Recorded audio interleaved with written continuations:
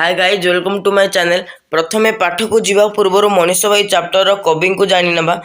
कवि परिचय उपर पढ़िबा। तो एठारे कवि होउचंती कुंतला कुमारी साबत।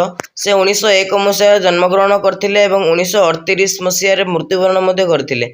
से जने ओडिया कवि थिले। ओडिशा रे स्वाधीनता काल रे जेउ केते जन नारी कवि ओ लेखिकांक आविर्भाव होइतिला सेमानक भितरु कुंतला कुमारी अन्यतम।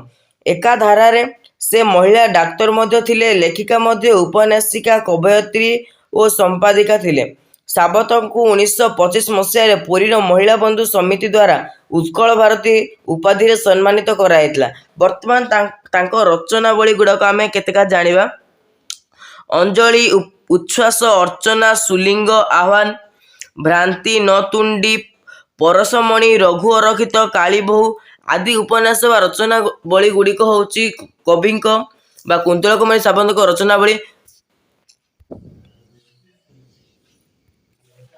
तो वर्तमान आमे एबे प्रथम पदटी को बुझिबा। तो प्रथम पदरे कौन कहिछि देखिबा। तो प्रथम पदरे कहिछि सुन हे मनीष भाई, झुरी मरिबाकू बुड़ी मरिबाकू मनीष जन्मी नाही।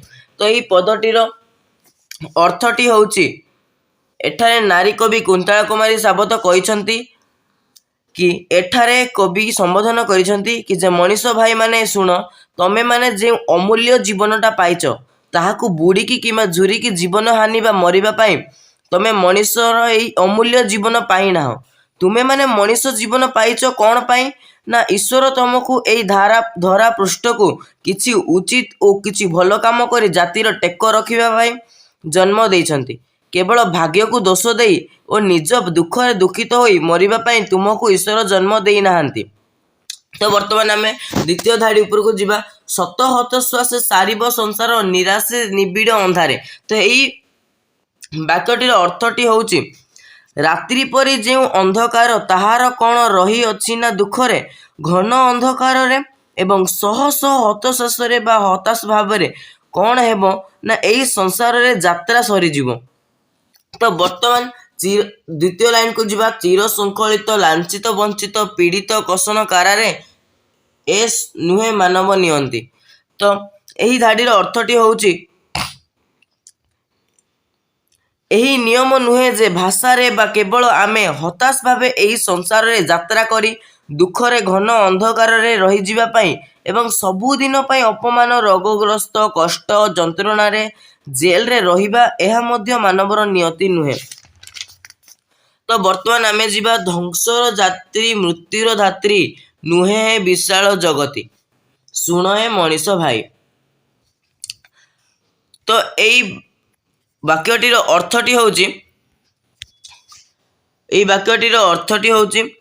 हे मनीष भाई तू शुणे जे शह शह हताश भाव एवं एई यात्रा निबिड़ अंधकार रे बा दुख, चिर श्रृंखलित, अपमानित, लांछित, सबुठारु वंचित होई पीड़ित बा रोगग्रस्त होई कषण बा कष्टकारारे बा जेल रे रहिबा पाई एहा मानव जीवन रो नियति नुहे। एही विशाल जगत रे पृथ्वी रे मनीष तार जीवन को ध्वंस करिया पाई मृत्युवरण करिया पाई जन्मी नाही रे मनीष भाई। एही मनीष जीवन निज निज कर्तव्य रे बंधा। तो वर्तमान आमे द्वितीय बा लास्ट धाड़ीटी को जीवा। अमृत दीप्ति संतान तुमे मरण तुमर काहे। तो एई धाड़ीर अर्थटी होउची बा भावार्थटी होउची हे अमृत दीप्तिर संतान, हे शत शतस्व तेजर संतान, तुमे हेउच अमृत दीप्तिर संतान, तेणु तुमर बा मरण काहे। तुमको किए बा मरण किपरि स्पर्श करि परिबो। तुमे हेउच वीर जाकी तुमे युद्ध भूमि रो युद्ध करी लड़ी आसीबो। तेणु तुमे एई दुख, कष्ट, जंत्रणा, अपमान को तुमे डरी जाओ नाही। एहा मानवर नियति नुहे ए नुहे मानव नियति। तेणु निज भाग्य को दोष दे निज कर्तव्य पथरे आगे जाए निज कर्म को श्रेष्ठ कर, निज कर्म को नहीं जीवन सुनाम अर्जन करी बंचिबार आशा संसार कर। तो वर्तमान आमे पार्ट 1 रे एतिकी पढ़िथिबा एवं पार्ट 2 रे नेक्स्ट 2 बा 3 पदटी को बुझिबा। तो जदि भल लागिछि लाइक शेयर कमेंट करबा को जमारो भी भूलिबेनी।